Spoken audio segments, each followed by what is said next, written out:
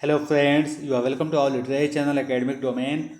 Today I am going to discuss the classification and description of vowel sounds. In the earlier video, I have discussed the classification and description of vowel sounds. I will give the link of the video in the description box. Please click the link and watch the classification and description of consonant sounds. So in today's video I am going to discuss the vowel sounds. So this video may be little lengthy, but I am sure that after watching the complete video you will know everything about the vowel sounds. So just in general we know that there are 26 letters in English, but out of 26 letters we have 44 sounds, and out of these 44 sounds we have 24 consonant sounds and 20 vowel sound. Just for your clarity, because sometimes we are confused between the letter and the alphabet. So there are 26 letters in English alphabet. There are not 26 alphabets in English letters. So just don't be confused in this. So vowel sounds. Why a particular sound is known as vowel sound? Let's see about it. A speech sound produced without any obstruction in the passage of air is known as vowel sound. Consonant sounds are the sounds in which we find partial or complete obstruction in the flow of air. So, as we have been reading from the very beginning, and we know that there are 5 vowel letters A, E, I, O, U, but we have 20 vowel sounds. So, out of these 20 vowel sounds, 12 are monophthongs, they are also known as pure vowels. So, out of these 12 monophthongs, 7 are short vowels and 5 long vowels. So as I told you earlier that there are 20 vowel sounds. So out of these 20 vowel sounds, 12 are monophthongs and 8 are diphthongs. So we will discuss in the later slides that what are monophthongs and what are diphthongs. So, as the title of the video is the classification and description of vowel sounds, so here the classification of vowels, or we can say the vowel sounds. So, the vowel sounds are classified based on position of the soft palate, part of the tongue raised, height of the tongue, position of the lips. So, the vowel sounds in English are classified based on these 4 situations. Now, first one, position of the soft palate. If we raise the soft palate, the air will escape through the mouth and the resultant vowel sound is oral. If the soft palate is lowered, the oral passage gets closed, the nasal passage opens, and the air passes through the nostrils, which result in the production of a nasal vowel sound. So just for an understanding, I have given the image here that you know that the soft palate, see this particular part, this is known as the soft palate, and this the roof in the mouth is known as the hard palate, and you know that this is the tonsils and uvula, and again soft palate are this one, both are the same. So the second one is part of the tongue raised. So it means that which part of the tongue is raised while articulating a particular vowel sound. In phonetics, the tongue is divided normally into three parts, such as the front, the center, and the back. Therefore, the vowels are classified as the front, back, and central vowels. Now, what are the front vowels? For example, the word heat, sit, get. You can observe that while uttering these vowel sounds, so these vowel sounds like E, just I have highlighted with the red color, long E, short E, and A. So while uttering these vowel sounds in these words, the front part of the tongue is raised. Now the next one is the back vowels. So that's why these vowels are known as the front vowels. Now what are the back vowels? For example, let's see three words: palm, ought, tool. So the vowels in these words like the vowel sounds like oo. So while uttering the vowel sounds in these words, back part of the tongue is involved. So that's why these vowel sounds are known as back vowel sounds or back vowels. Now, what are the central vowels or what are the central vowel sound? Let's see the example in these words like hut, shut, cut, and bird. So, just I have highlighted the vowel sounds in each word with red color. So, these words have central vowels. So, it means that these vowels are the central vowels or central vowel sounds because the center part of the tongue is used in uttering these sounds. So that's why these sounds are central vowel sounds. Now the next one is height of the tongue. It means to which height the tongue is raised.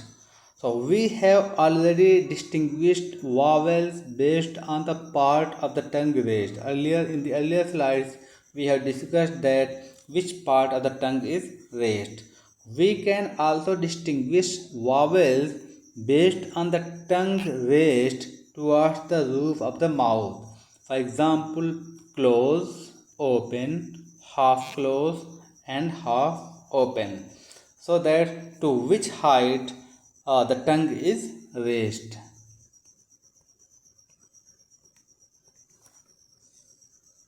Now, I have given the diagram here for a better understanding that um, see this is the let's imagine that this is the roof of our mouth and this is the bottom or the lower part of the tongue, and this is like the open. It means that when the tongue is here on the bottom, so that this place will be all the place will be open. That's why this sound is known as the open, and half open, so that the tongue is little raised, then that will be the half open.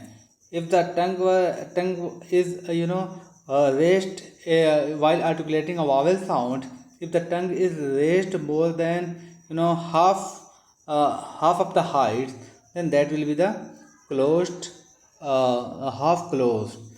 And when the tongue is raised toward the hard palate, it's very close to the hard palate, then articulating a particular vowel sound, that sound will be known as the closed vowel sound.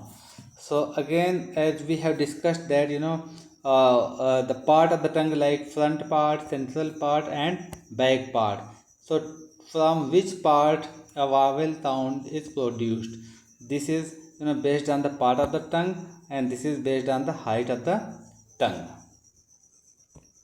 So just I gave this diagram for a better understanding.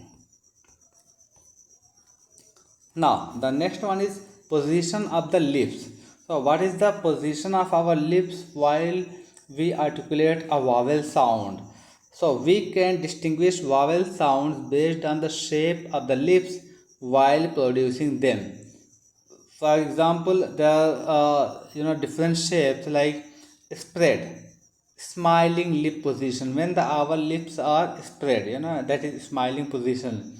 The second one is open rounded. The third one is neutral. Fourth one is open. Fifth one is back rounded. So these are the positions of the lips while articulating a particular vowel sound. So we can classify the vowel sounds based on the position of the lips. So as we saw that the first one, that is spread, it means that smiling lip position. So let's see about the spread lip position. Smiling lip position. Observe the vowels in feel, keen, seat and beat. So let's see the vowel sound like feel long e and keen long e, seat long e and beat long e. So in all these words we use the long e. So while producing these vowel sounds, our lips come in a smiling position. So when we articulate these vowel sounds, our lips will be in that smiling position, or both the lips will be spread. Now the next one is open rounded. So the position of our lips are open rounded. Let's see. Observe the vowels in these words like caught, hot, got, odd. So when we articulate these words, so the vowel sounds in these words are o. So it means while articulating these sounds, we see that our lips are open rounded. So we find that the position of the lips is brought slightly closer to each other and lips become slightly rounded while producing these vowel sounds. So we can classify the vowel sounds based on the position of the lips like open rounded. Now the next one is neutral. When there is no movement in lips while articulating a vowel sound, the lips are in neutral position. The position where lips are neither rounded nor spread. We can find this type of vowel sound in words like but, hut, bus, etc. So in these words we see the sound that is articulated with the neutral lips position. Now the next one is open. The position where jaws are apart and we open the lips naturally to produce vowel sound. So when we open our lips and our jaws are apart, so we can find this type of vowel in words like palm, calm, mass, task and car. It means that we can say long a. So when we articulate long a, that is a vowel sounds, in this at that time our lips will be opened and our jaws will be apart. Now the next position, lip position, is back rounded.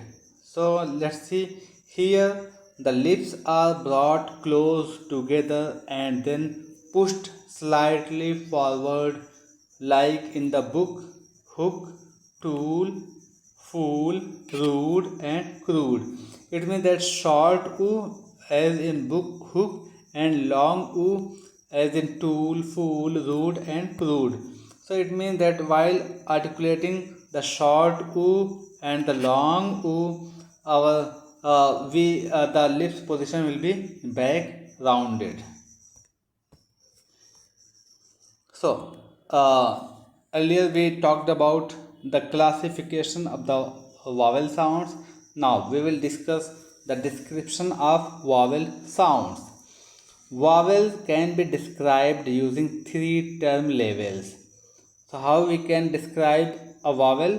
Uh, Using three term labels that we have discussed just now. Uh, these are the part of the tongue raised. It means that which part of the tongue is raised, that is front, back, and central. We have discussed in the earlier slide. The height to which the tongue is raised, just I told you in the diagram that to which height our tongue is raised. For example, close, half open and open, and the position of the lips.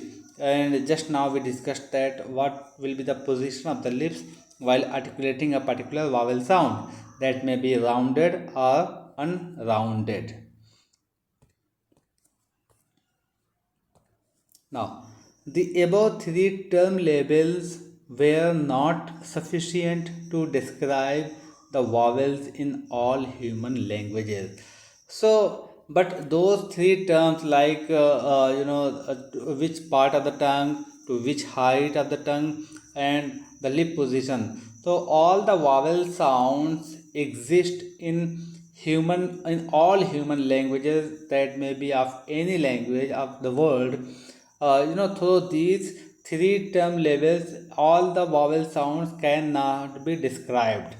That's why what happened, a new system, that is cardinal vowel system of reference, was devised, which can help to describe all vowels appropriately. So that's why a new system, that is known as cardinal vowel system, this system is devised so that all vowel sounds, it means that vowel sounds in all the languages of the world can be understood or can be described. So these eight cardinals are described as under. So there are eight cardinal vowel systems. Let's talk about that. So the number one is cardinal vowel number one. It is it is transcribed as E. This is known as short E, and is a close front unrounded vowel. It is a front close means height of the tongue, front means part of the tongue, and unrounded means position of the lip. Okay, so on these three that three term level, that in that situation, this particular sound, like E sound, will be in a close front unrounded vowel. And as I showed, as I described the diagram, like 1 2 3 4. So I have the same diagram in the later the slide, so that it will be easy for you to understand. So the first, that is first cardinal vowel number. Now it is located at the top left hand corner of the diagram. When you will see the diagram, you will find that this particular sound, that is short E, is located on the top left hand corner of the diagram, and it is produced with the lips spread unrounded and the tongue as high as possible in the vowel space. Now the next one, the second one, cardinal vowel number 2, it is transcribed as A. This is A sound in English, and is a front half closed unrounded vowel.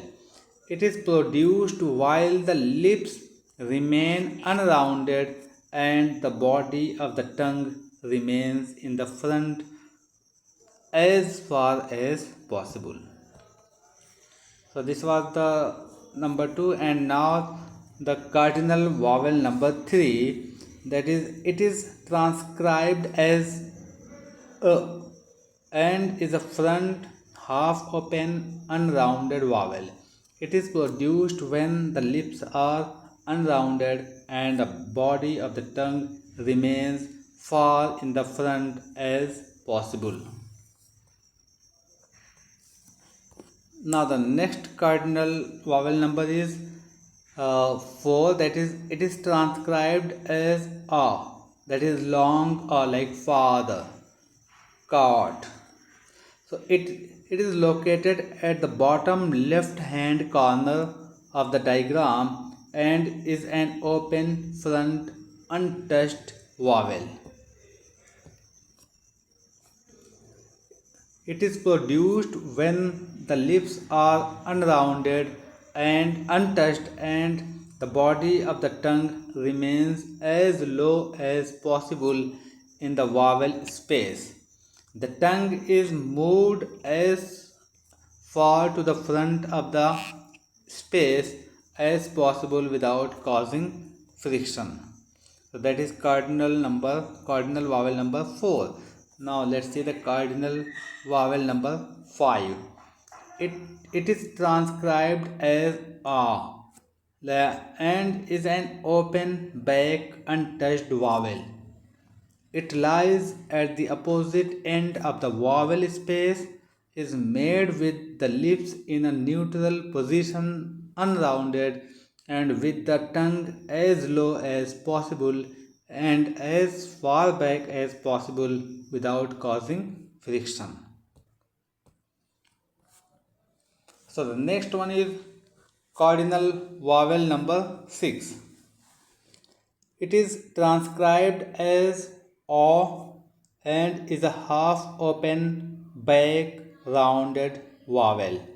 It is produced with the lips rounded, the body of the tongue as far back as possible, but the tongue height is lowered further from the half closed position and moves to half open position. Now the cardinal vowel number 7. It is transcribed as O and is a half closed back rounded vowel. It is produced with the lips touched and the tongue as far back as possible. However, the tongue is lowered to the half closed position. Now the cardinal vowel number 8. It is transcribed as U and is a closed back rounded vowel. It is produced with the lips rounded and the tongue as far back as possible and as high possible without causing friction.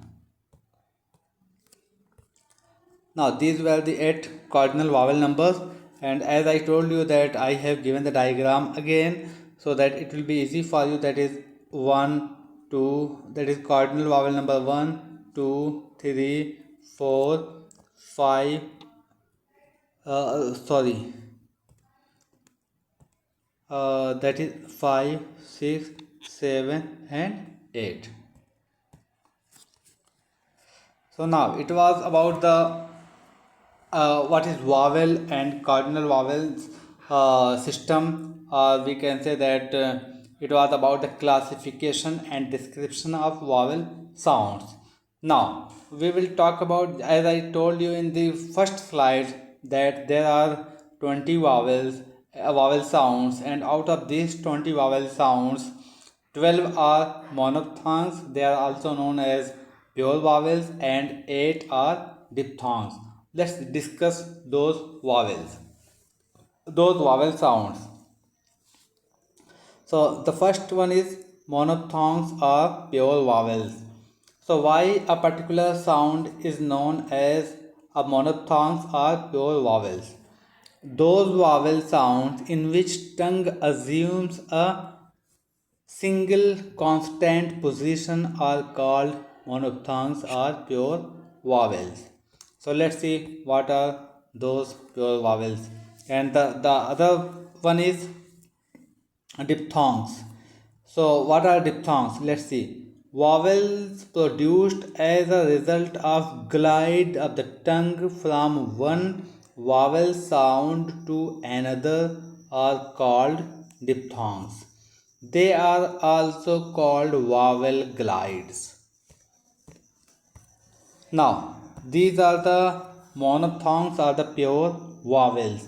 So, as I told you that there are 12 monophthongs are pure vowels. So, these are the symbols, 6 this row and 6 in this row. So, these are the 12 monophthongs like long E as in the word read, short E as in the word bid, short U like bull, long U like cool, and this is A like bet, net, set, and this is long A like cart, like father, and this is like America, about, around, and this is like bird, chirp, merge, and this is o like short, and this is a like bat, mat, cat, and this is a like bus, cull, mug, and this is o like hot, mall, ball. So these are the 12 monophthongs are the pure vowel sounds.